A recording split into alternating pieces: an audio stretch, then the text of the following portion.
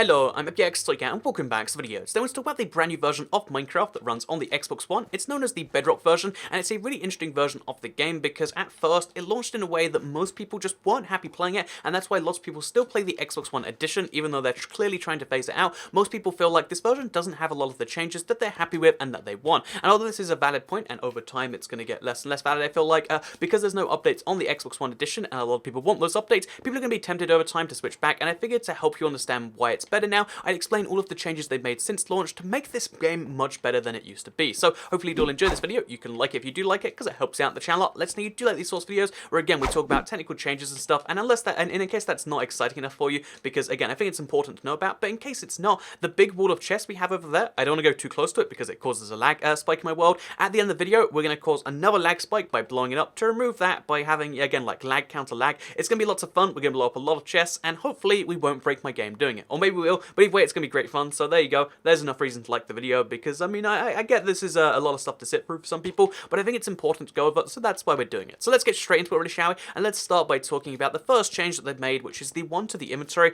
This is one they made very early on, and it's one that, again, you might not know about. If you played it at first, you're like, oh, this is awful, but they fixed the inventory, and they made it so that, if we go into inventory like this, you can see how we have a cursor like we did on the old version. They also fixed dropping items, which a lot of people don't know. This was so frustrating at first, again, and it made me not want to play the game. If you wanted to get an item from your inventory, you previously had to press, I think it's like Y to drop it, like that, or what I just, basically, you have to press Y to get rid of something, and that's how it used to be, but now you can drop it outside of there, like you used to be able to throw it onto the ground. I really like that personally. It's exactly like the old console edition, and the fact that it highlights green, again, I like that personally. It makes it even clearer, and besides some weird, like, it almost feels like there's a sensitivity issue, but besides that, it feels perfectly the same. It feels great. It feels, again, it's exactly the same stuff, and I like that they fixed the inventory. They made it how it used to be on console, and it's something you might not have known if you haven't tried the game since then, and I think it really, oh, geez, that we're playing a beta version right now, so it causes some weird stuff like that to happen, but yeah, basically, this version fixing the inventory is such a big deal, and it's one that you might not appreciate. Another inventory change that was mind-bendingly frustrating was the creative menu. So again, we're not going to talk about the size of this yet, but let's talk about the fact that if we're in there, so again, let's use the old one, just like this. If you wanted to grab one item, you have to, before, there was no way to do that. You had to grab an entire stack, then you had to go to the stack, and you had to, like, manually take one out, and then get rid of the rest by, I don't know, throwing it on the ground, or pressing Y to drop it on the ground, because that wasn't in there yet. But basically, it made getting one of an item really, really tricky, whereas the old console edition just let you grab one with A, and then a stack with Y. Now it's the same here. You can grab one with A, or you can grab a stack with Y, just like that. And again, it just gives you more options. It's the same as the old console edition, and it means if you're a creative player in particular, it's just much easier. Again, it's usually only for creative/survival players, because it doesn't matter if you have a stack or not, because your inventory doesn't show the numbers when you're in creative on this version. But still, it's one of those things where it's just it's really, really useful, and it's one of those things that was just like, oh, thank God they did this. Along those same lines, they also fixed building in a line. So if you're playing creative and you wanted to build in a line on the console edition, this is something they didn't do on the Java, but they lined up your walking speed with your placing speed. On this version, they line up your placing speed with your walking speed. That might sound confusing, but basically you can now do this really easily, and it's just great. Look at that. I can now go right to left, and oh, apparently not there because it's a beta version. They did something weird with it, but you can see how, like, I'm placing smoothly. When this first launched, you'd be like, placing it, it'd go like that, for instance, and it'd be terrible. Now they've made it so you go in a straight line, and it's slightly faster too. So it's actually better than the old console edition, I would say, which is great. They've taken something which really made console edition great that we didn't even realize was in there until we lost it, and they've taken it and they've co-opted it, and they've made it a great little thing. So yeah, now you can make your walls much easier, much faster, and thank God they listened on that one, because it was so frustrating trying to build in a row. And bear in mind, I have a lot of builds. This is the same world. I have my big city place on. I have a lot of builds where I was building a lot of things in a straight line, and trying to do that before this update was just a little bit frustrating. So moving on from that, we also have the creative inventory. You saw it right there, but it's much bigger now. You can actually, if you're in creative, you can just use this instead. And again, the size of this is much closer to the old console. It's bigger than the old console edition. Again, they took something and they actually made it better, which is something I just really appreciate personally. The fact that the size is just all the way over to there, then all the way back over there. Again, we've got a huge inventory now, and it's much better in my opinion. I'm glad they fixed it, and I think it's kind of great also along those lines, because again, I think it's wonderful that we have the much bigger inventory that we can now search through and just do that if we're not used to this whole, like, clicking the tabs thing. But also along those same lines of, like, oh yeah, something we had that we didn't really realize we had that was kind of exclusive is basically they made it so that when you have the Elytra, you can now fly upwards without having to, like, previously you had to get out the Elytra, fly up like this, fly down and so on and so forth. It's actually a console edition exclusive, or was, that you could fly up while flying the Elytra. There's still some issues with this, and I kind of want to make a video on like things they still need to do. And the Elytra flight isn't quite the same. You can see how like there's like momentum and like actual physics going on, which I don't personally like. But the fact that they put it in there at all, it's just something where it's like, yeah, they're clearly listening, they're trying, and I like that personally. I like that they're trying to get this sort of stuff in there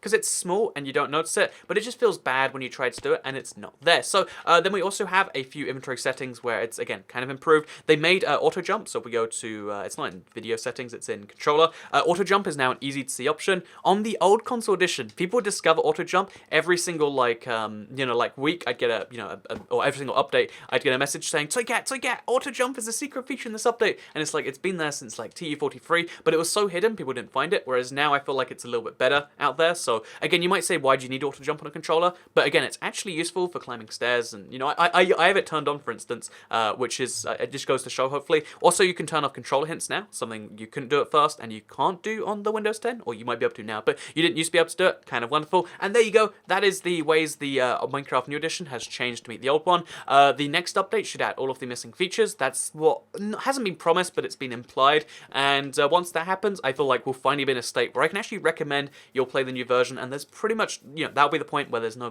reason really to play the old Xbox One edition. But right now, I can see switching back and forth between the two. If you don't know, that's what I do. As you can see, my most two recently played games are Minecraft and Minecraft Xbox One edition, because again, there's some things I really want on the old edition, there's some things I want on the new one. My world still didn't transfer, for instance, but I really like the steps they're making. It shows they do care more than just like, hey, go switch to the new version, you'll make us some money. And I think that's wonderful, personally. I think that showing something like that is important when you're a corporation as big as Microsoft, right? So with that said, let's move on from that to talk about the not to talk about, to go blow up the chests. Okay, thank you for saying through that. I know some people like technical details are like Z.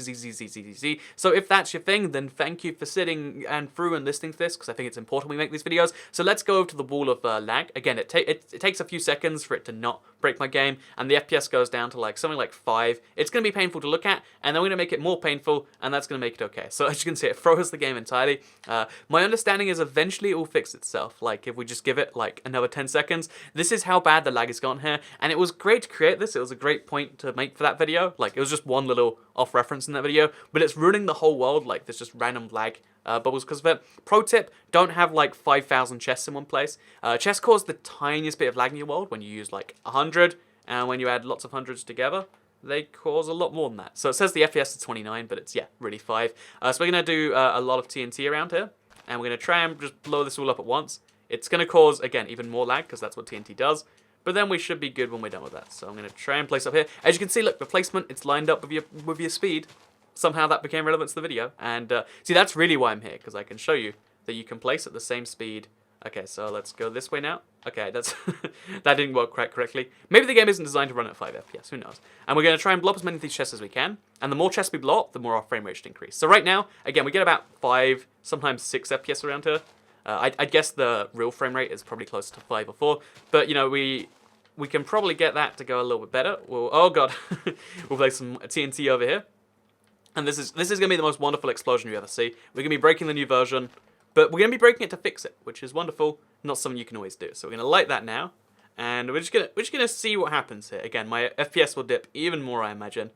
But this, there we go. Look at that. Okay, so will the FPS rise at the same, like, will it go down first or will it go up first?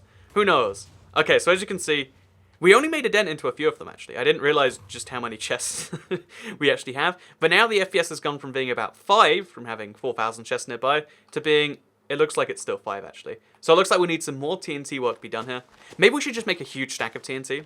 That's actually a good idea, like fill with some TNT. I mean, I could see that being a good idea. So what we'll do is we'll use commands to do this. This is strategic TNT placement. So /fill, and then we have to do like my area to like minus my area. Oh God, I can't. Okay, so there we go. So, again, this is a fun, like, off-the-cuff thing. I like these live segments where it's like, let's see what happens on the spot. I think it's more fun because, again, you get to, like, see how stuff is really going on. Oh, so we actually have to change this to be, like, I don't know, minus 10 or, like, 5. And then we definitely want to go to, like, minus, like, I don't know, like, 20, 15.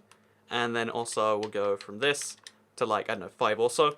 And then we'll use TNT. I don't know what TNT is actually called in the game. Is it just TNT? It is TNT. That's nice. And then if we use that, okay, there you go. You can see we've got a big old block of TNT. It replaced some of the chests, And that should be enough, hopefully, especially if we, like, place another stack just over here. Okay, there we go. So, I might have okay, there we go. Oh, jeez. Oh, my God. I could have done this in much better ways, but this is the most spectacular way we could have done. Oh, my God. Worth it. 100% worth it. 1.5 FPS. There we go. And as you can see, now, just destroying that many has made the game playable again. It's like 25 FPS or something, like slightly below 30. But as you can see, the game is now playable, it works, and that is why TNT is wonderful. It allows you to fix your mistakes in the most fun way possible. And we're going to do it one more time here, just because that was a lot of fun. And then one more time over here. And then we'll leave the chest here, because I think there's like... This is almost like modern art in a way, you know? So we'll leave some chests here too. Oh, God. Go, go, go. Okay, what? I don't think it actually placed them in time. Okay, it didn't. So there we go. As you can see, that's pure beauty. I'm going to leave that there now as a reminder to the mistakes I've made. And yeah, the terrain around here is messed up, I know. But I hope you all enjoyed this video regardless. Let me know what you think about this little live segment at the end. Did it help you bear through the main video? Or are you just thinking, Toy Cat, what did you do here? Either way, hope you all enjoyed it, because I'll see you all in the next video. Have a nice day, everyone. I know I'm going to. And I'll see you in the next one. Bye.